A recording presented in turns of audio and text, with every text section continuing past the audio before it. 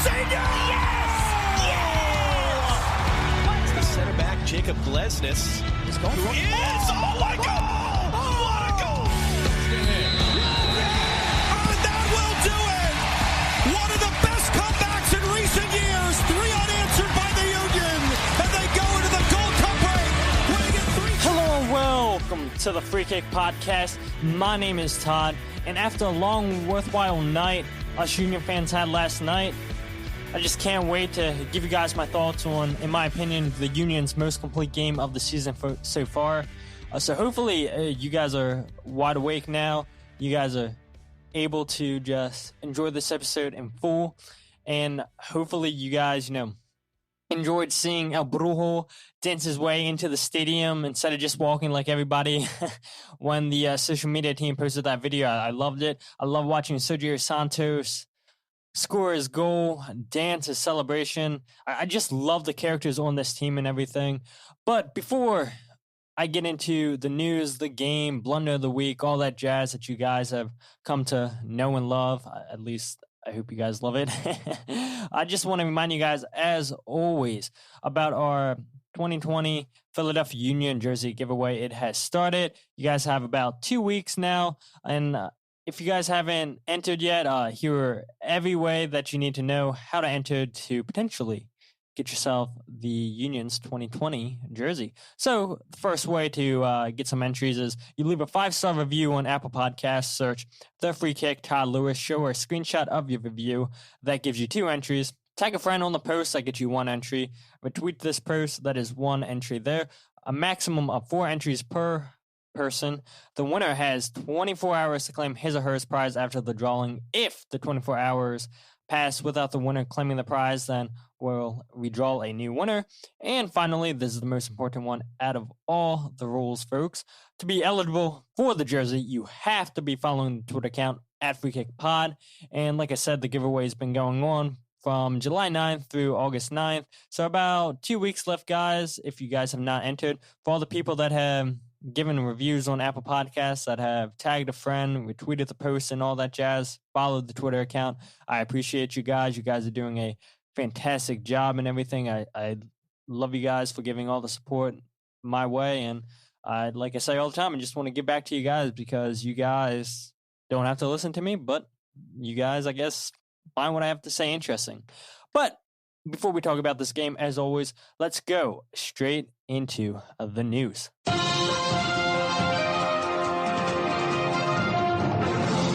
So, starting off, Atlanta United have announced that they have agreed to part ways with manager Frank De Boer. Frank, in his time with Atlanta, he had 31 wins, 5 draws, and 19 losses. He won 2 trophies with Atlanta in his first season, which was last year, which included the Champions Cup against Club America and the U.S. Open Cup against Minnesota.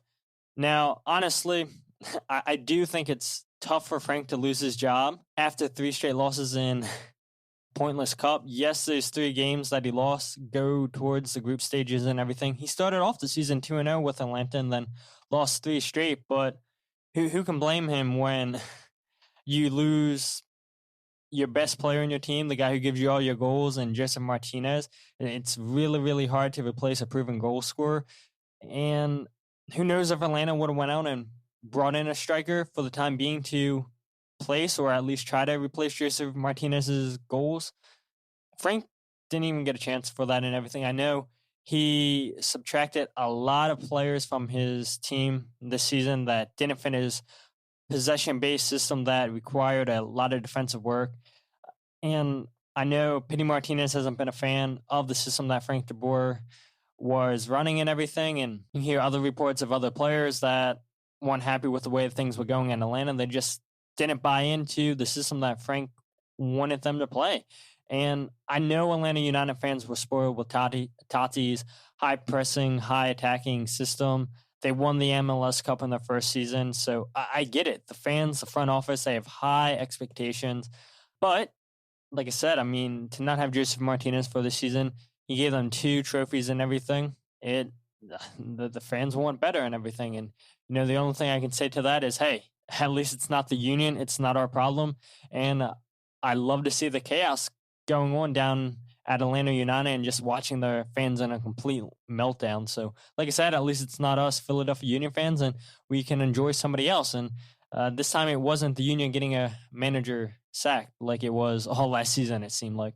But moving on, Charlotte, the MLS team, well, I mean, this should be really no surprise to anybody at all. I'm sure all of you guys have seen this on social media, but instead of going with the name Charlotte Athletic or Charlottetown, both of those would have been great names. They go with the most boring of options and go with Charlotte FC. Honestly, I don't know why I had high expectations. I don't know if you guys had high expectations for a name like Charlotte Athletic or Charlottetown, and we all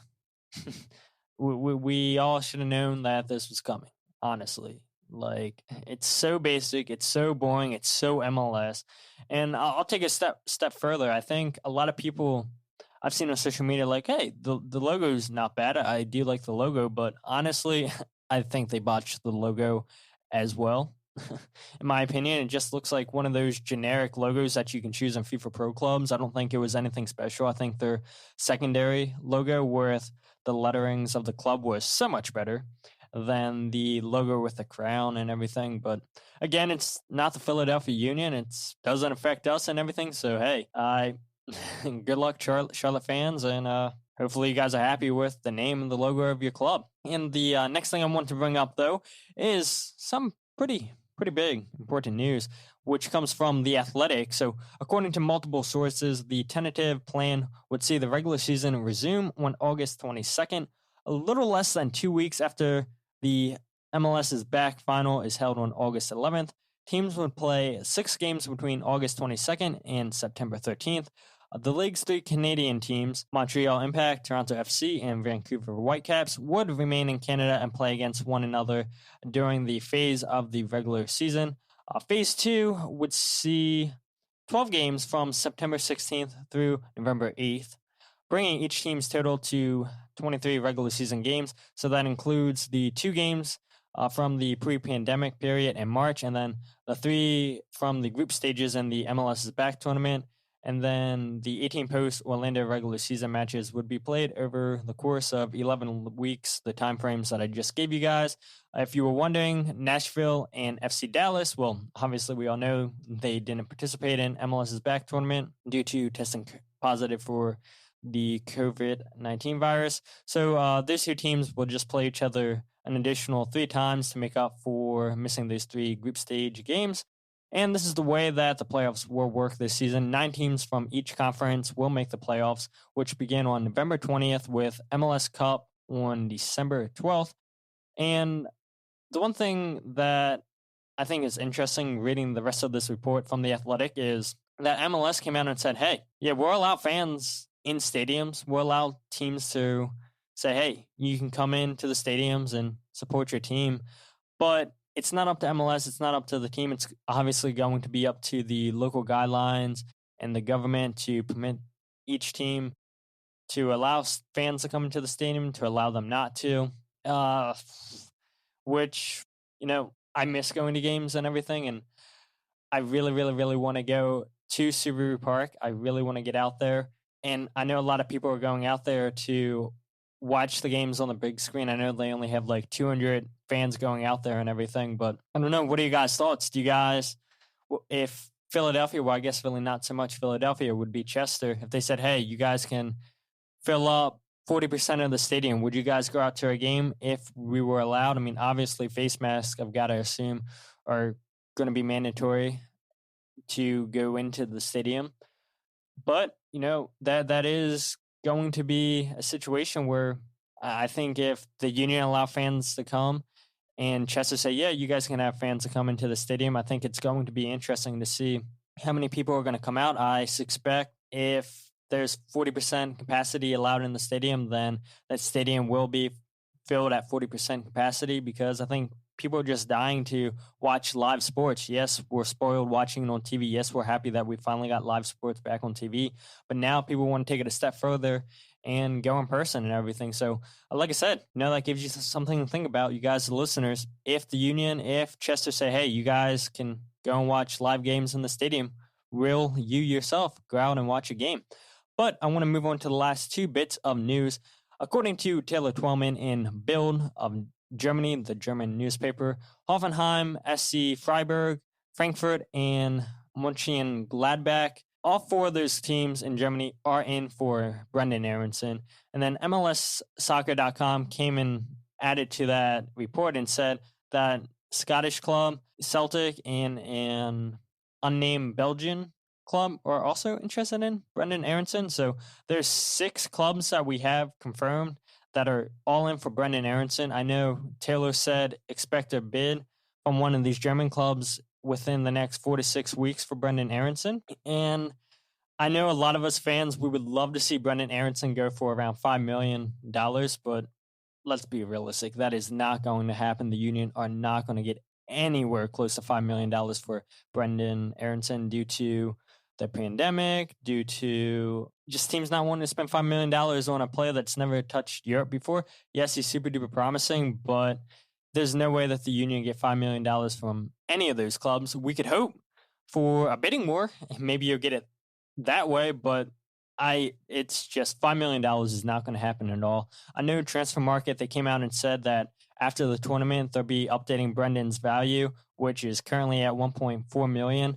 And honestly, I think after the tournament, I think we'll see Brendan's value go between $2 to $2.5 million. And I think, honestly, if the Union do decide to sell Brenden after the season, they'll probably get around $2 to $2.5 million with a sell-on clause, obviously. But what I think is going to be interesting, I've got to imagine the Union are going to do a sell-on clause. I mean, they've got to, right? There's no way they sell for as low as $2 to $2.5 million without a sell-on clause because they're going to want to get more money back. So they're definitely going to get a sell-on clause. I know it. But the thing that's interesting is, will it be 10%, which I think is the more realistic option for the sell-on clause, or can Ernst get 15%, which would be wonderful if they could get up to 15% for Brenden Aaronson. But like I said, more realistically, I think it's going to be 10% for Brenden Aaronson, and you'll look probably for around $2 to $2.5 million. If they got more than $2.5 million, I would be super duper happy and everything. But honestly, I don't see that happening. So just keep your eyes open for that $2 to $2.5 million range and everything. And, another thing that I just thought about is, what if the Union decide to keep a hold of Brenden for the rest of the season, which they will, and they keep a hold of him for the rest of next season as well? Then you could potentially get more money for Brenden Aaronson. He develops more. He has more games under his belt and everything. He'll, I've got to imagine, have more call-ups for the national team with more teams paying attention to him, which could start a bigger bidding war. But, you run into the problem where the longer you keep a hold of Brenden Aaronson, there's a chance that he might not get that move to Europe because his form could dip. Maybe teams can say, yeah, he's not as good as we thought he was. He's not all that he was hyped up to be. Maybe a serious injury could come. Yes, it's just part of the business and everything. No, I'm not hoping for an injury to Brenden. None of us are. But there's just no doubt that Ernst has a tough job on his hands on what to do with Brenden, and not only Brenden, but with Mark McKenzie after this season. So if I had to bet money on it, I'd say probably both Brenden and Mark McKenzie get sold after this season, and they're both go for around $2 to $2.5 million, get a sell-on clause, and stay at their club they get sold to in Europe for a couple years, get sold to a bigger club, and the Union get more money. So that's something to keep your eyes on. I know that these talks have been going on social media, where which club Brendan's linked to, which club Mark McKenzie linked to and everything. And I haven't said anything because honestly, I've said it before, we expect to lose Brenden Aaronson. We expect to lose Mark McKenzie. But, when you really think about it, it is sad. It really is sad because we've only got to enjoy these guys for a little bit of time. And these are some of our key players on the team. But at the same time, that means that the academy is working. We want to get players through the academy into the first team, play a year or two for the Union, impress so well that they get multiple teams in Europe paying attention to them, wanting to start a bidding war and eventually sign their talent. So yes, it's sad, but we know this day is coming, and we've got to enjoy Mark McKenzie and Brenden Aaronson for as long as we can. And the final bit of news I want to talk about is, so as we know, the Union beat New England 1-0. and they will face the winner of Vancouver/Sporting Kansas City this Thursday at 8 p.m. on ESPN. But guys, let's go ahead and get into the game and everything. So, like I literally just said, like all you guys know, the Union beat New England Revolution 1-0. In the Union, they live to fight another day. And I don't know about you guys, but it seems every single Union game I get so hyped for. I listen to Maria, I Like It Loud about 10 times, and then I'm satisfied. And then as soon as the game starts, I get nervous. And I know I shouldn't be nervous because we finally have a real solid team on our hands. We saw it last year with these guys. They don't give up. When they go behind, they fight right back. They've got goals in them. They just got a real solid team. And they're so complete, in my opinion. Like I told you guys, I thought this was the most complete performance of the season for the Union. But yet, I still found myself being superstitious, wearing my 2018 Philadelphia Union kit, which has around like 17 or 18 wins in it. And don't you guys just love the superstitious part about sports? I mean, it's what we live for, right? And I shouldn't be nervous. I shouldn't be worried and everything. Like I just said, we have a really good team. But yet, every single game, as soon as that whistle blows, I get nervous. And more times than not, the Union are coming away with points. And I guess my question is, what's it going to take for us Union fans not to question this team, not to get nervous about this team? Because for 2 years, they've been really solid. So, yeah, I really shouldn't be questioning, shouldn't be getting nervous and everything at the start of the game, because more times than not, the Union are nowadays putting a smile on our face. But let's go ahead and talk about this game. So, yeah, for the most part, the Union, like I said, it was a complete game. A really complete game. It was a gutsy performance by the Union. At times, the passing was sloppy at times by both teams, but the Union got it done. They found a way to get another clean sheet in the tournament, and I think the Union absolutely dominated the midfield battle against New England. I think that's a big courtesy due to Gustavo Bo refusing to track back and play defense for New England. Ray Gaddis and Kai Wagner were just fabulous on the night defensively for the Union. Kai Wagner, as always, is fabulous going forward, but I just want to talk about the defensive side of things right now. And I'll start with Ray Gaddis. I mean, what a great game. I think this was Ray's probably best game of the tournament because he attempted 4 tackles, and all 4 of those tackles he attempted, they were successful. He was not dribbled by at all last night, which was huge for El Brujo not having to fly in there and make up for Ray getting beat. And then we've seen El Brujo fly in, make a stupid challenge, which he did make a stupid challenge. He didn't get a yellow card. Good job by the ref for not giving a yellow card for it. But, throughout this tournament, we've seen El Brujo just fly in there and get a yellow card for a stupid challenge. Didn't happen last night, so congratulations to you, El Brujo, for not getting a yellow card. And I know we said after the game, Jim Curtin said the first thing he came up and said to me, look, no yellow card. Like, yeah, man, congratulations, no yellow card, because you want a pace to get a yellow card in every single game that you played for the Union. So, yeah, that would not be a stat that anybody would want to have and everything. And, you did well, Brujo, not to get a yellow card on the night. But just Ray Gaddis, he was able to hold his own. And more times than not, he is able to hold his own. But just to complete all of his tackles, to not get dribbled by, just really solid by Ray Gaddis last night. And speaking of El Brujo, again, just a huge game for him. He is what we were lacking against Orlando City. He was well in his aggression and he timed his tackles well. He did get beat a couple of times on the night, but for the most part, he was a lot faster, a lot sharper than Warren was last week against Orlando. I think El Brujo is, just what a guy, man. He makes me so happy. And it's like, we got so used to seeing Harris last season be so slow defensively by pointing.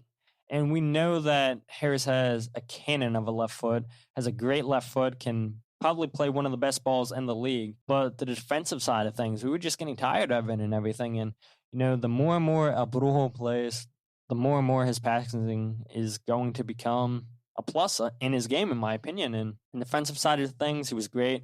He had an engine for days. I thought when Jim Curtin brought on Warren, I thought it was going to be for El Brujo. Like, okay, look, you haven't got a yellow card. Let's not get your yellow card. Go ahead, Warren. Shut the game down and everything. But Brenden did need a sub. I do agree with that. And so it was a good sub for Jim Curtin. We complained about Jim's subs last week, but this week, I think he made the right choices by bringing in Elsinho and bringing in Andrew Wooten and bringing in Warren Krival. Yeah, again, he still didn't use all 5 of his substitutions, but, to Jim's credit and everything, his subs are working and everything, so can't complain about that. And then on the flip side of Ray Gaddis, Kai Wagner, guys. Whew, what a player. I mean, so he got one more year left in him for the Union before he sold back to Europe. This is the best left back in the league, and he's just constantly playing great balls into the box. He's constantly making strong tackles on attackers. He's always looking to start the attack, running down that left flank. I mean, man, it's going to suck losing Kai because we finally have a good left back, and we all know this. So, like I said about Brenden and Mark McKenzie, we got to enjoy these guys one game at a time because they're good enough to go back and play in Europe. And yeah, it's going to suck when we lose our good players, but hopefully Ernst, he's good enough to replace these guys with other guys, and they'll be able to replace what we had in Kai and Brenden and Mark McKenzie and so on, whoever gets sold. So, I trust Ernst and everything, but it's going to suck when we lose these guys. It is definitely going to suck. But if you go ahead and look at the stats by Kai Wagner, he completed 85% of his passes. He played a beautiful ball into Jamiro Montero, who then plays an outrageous ball to Brenden Aaronson, who then gets taken out by the turf monster. And everybody's talking about the pass from Jamiro to Brenden Aaronson, but nobody's talking about the Kai Wagner pass to Jamiro Montero. I mean, that was such a great pass down the left side of the field to play Jamiro into open space. And maybe to some of you guys' credit, maybe you guys are talking about that play and everything, but that was such a key pass to put the Union up 2-0 because Sergio Santos had scored at the time, and then the Union go right back on the attack, and after they almost gave up a goal, and like I said, Kai played in a great ball to Jamiro, and Jamiro was in a ton of space, plays a beautiful ball into Brenden, and Brenden gets taken out, like I said, by the turf monster. But, I can't complain and everything. I mean, a great performance from Jamiro, by Kai, by the whole team, really. And the last player I want to highlight before I talk about some other things is Sergio Santos was making great runs all night. Definitely his best game of the tournament. Love the physicality that he brought with him. He brings that every game. Let's be honest.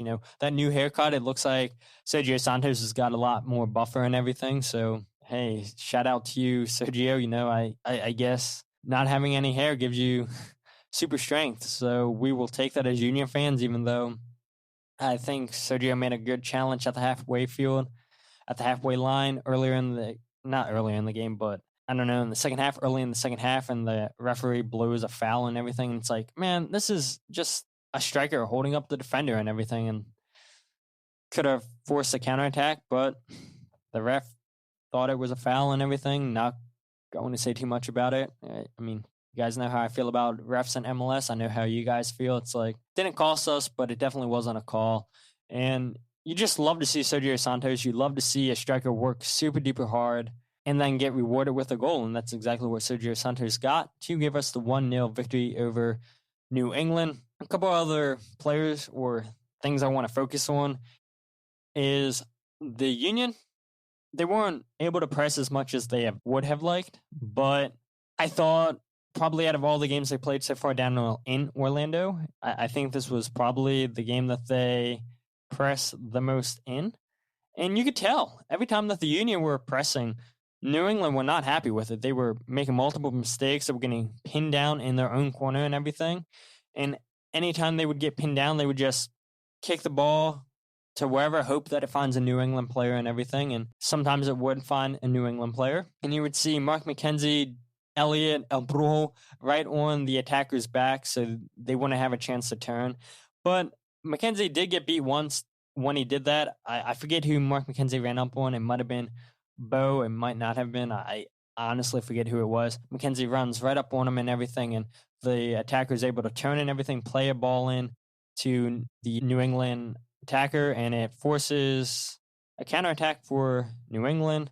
And El Brujo does well to cover for Mark McKenzie where he should have been, and it stops a potential goal because Kai Wagner is able to get a block in and saves a goal, a potential goal. And the Union, speaking of block shots, they were well all night, making crucial block shots all night. And that's what you love to see by your defenders, by just anybody really on your team. You love to see them throw the body on the line and take one for the team, So I know Andre Blake appreciates that and everything. And like I said earlier, this is just a real complete team.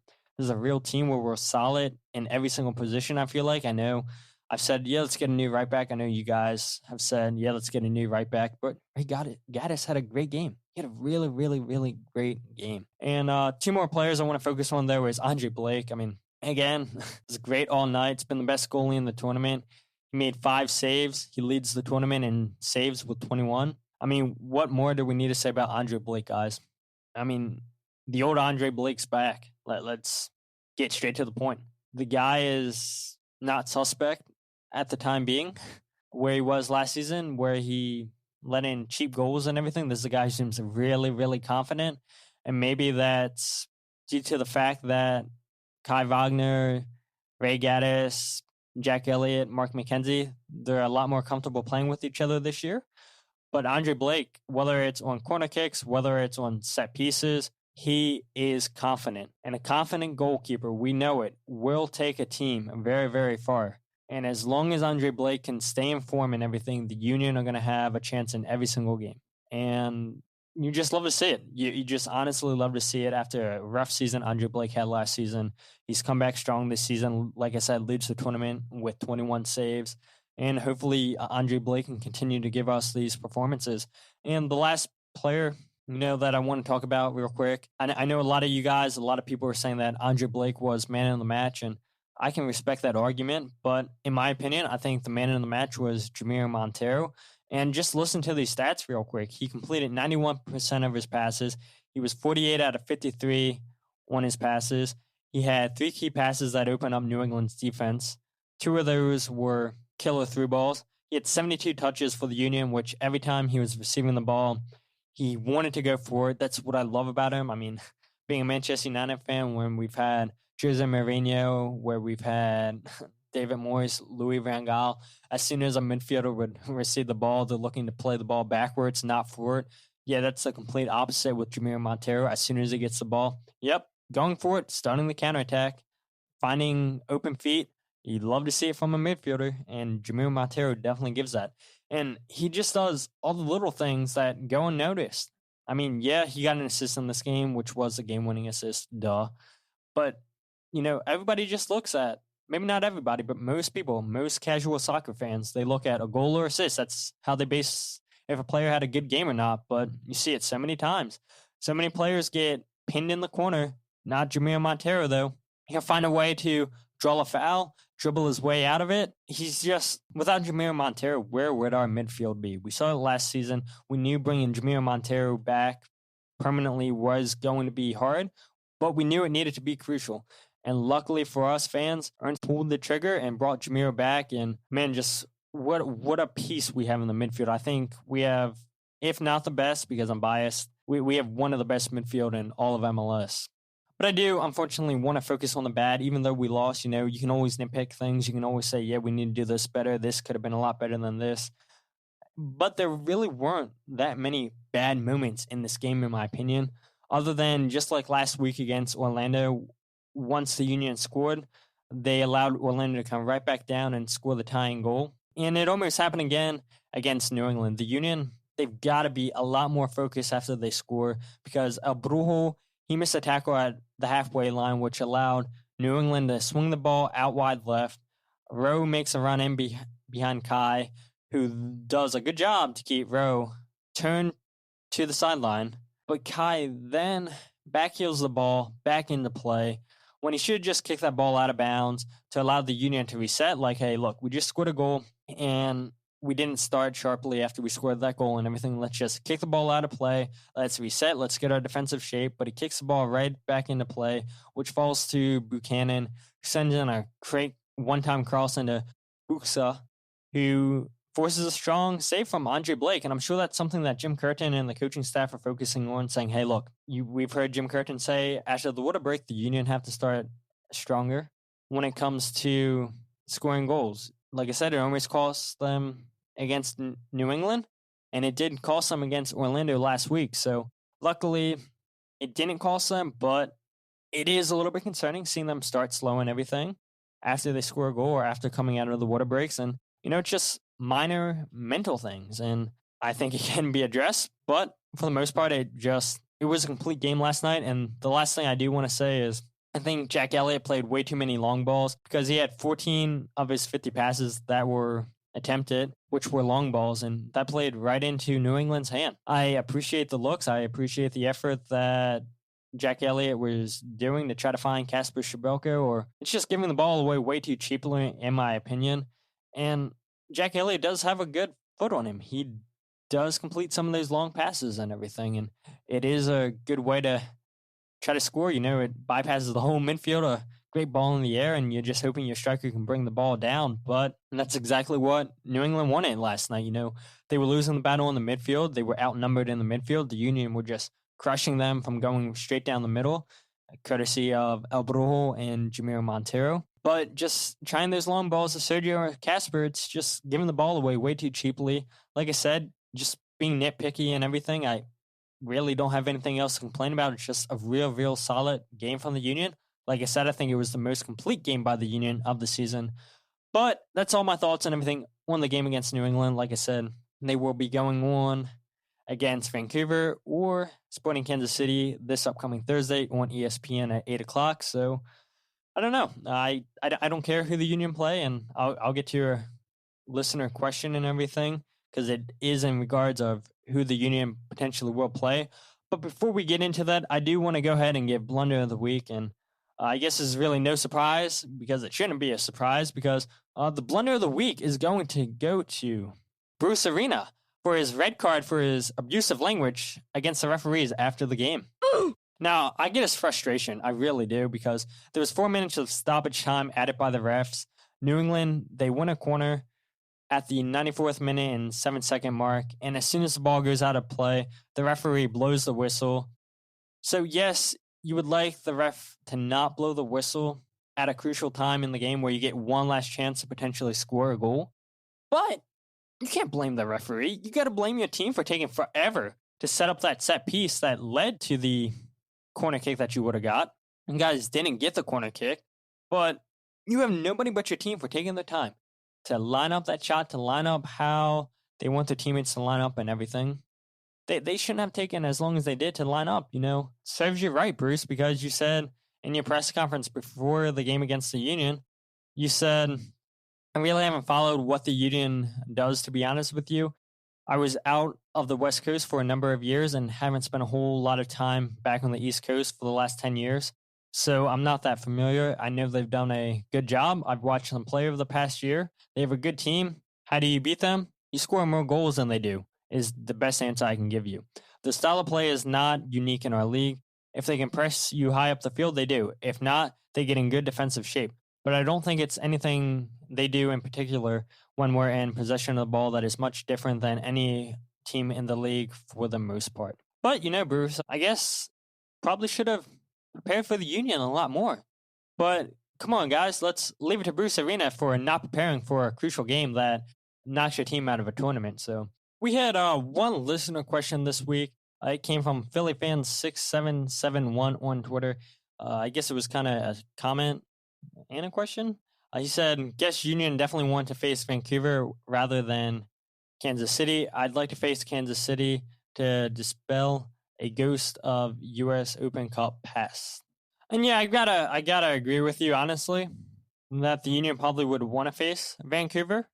And it would be nice for the Union to get revenge on Sporting Kansas City for the U.S. Open Cup loss. But I think at the end of the day, there's the Union have an easy path to reach the final of this MLS is Back tournament. So I don't think it really matters. Yes, on paper, it looks like Vancouver's the weaker team and everything, but I just think the Union, they've got a real chance to make it to the final. You go ahead and look if the Union get by Sporting Kansas City or Vancouver, and then they would meet in the semifinals, Toronto, New York City, Portland, or Cincinnati. And the only two teams that really concern me is Portland and Toronto, but then again, I mean, the Union can get by any one of those teams. I told you guys this probably for the 5th or 6th time now. The Union have a real complete team. They might have the best complete team in MLS. They might not have the best players, but it is the best complete team in MLS. So I don't think it really matters who the Union face next game. I think they should win, whether it's Sporting Kansas City, where they've looked good throughout this tournament, or whether it's Vancouver, who are trying to find their feet. But if I had to pick who I wanted us to face, I think I'd go with Vancouver too, just because, like I said, on paper, they look like the weaker opponent. But, it doesn't matter because the Union are going to be prepared, in my opinion, and they're going to give it everything they got. So come on, Vancouver. Come on, Sporting Kansas City. I don't know how you guys feel about it. I guess I'll be cheering for a Vancouver win tonight, but I won't be staying up for that game, obviously. 11 o'clock kickoff because it's not the Union. I don't really care that much. But if you guys aren't following the podcast on Facebook, Instagram, and Twitter, follow it at FreeKickPod. Go ahead and check out the website, thefreekickpodcast.com. Wherever you get your podcast, just search The Free Kick, Todd Lewis, and you'll find it there. And hopefully I can have a Vancouver or a Sporting Kansas City fan on to preview the game. I tried the last 2 games and things come up. People don't respond to your messages. No hard feelings, though. Your team's not going on to the MLS Cup anymore, New England. But, with that said, my name is Todd, and this is The Free Kick Podcast.